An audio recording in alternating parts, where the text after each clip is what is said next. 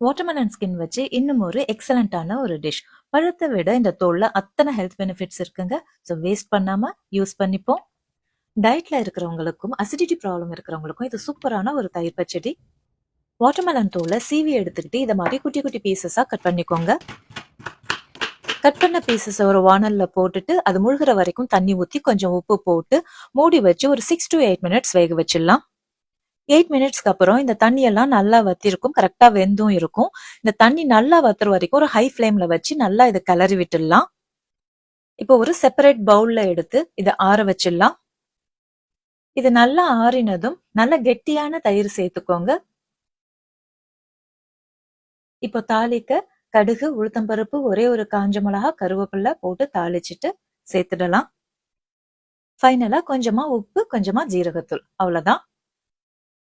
டயட்ல இருக்கிறவங்களும் acidity problem இருக்கிறவங்களும் இந்த பச்சடியை வந்துட்டு ரொம்ப அடிக்கடி சேர்த்துக்கோங்க. உங்களுக்கான ஒரு நல்ல ரிசல்ட்டை கொடுக்கும்.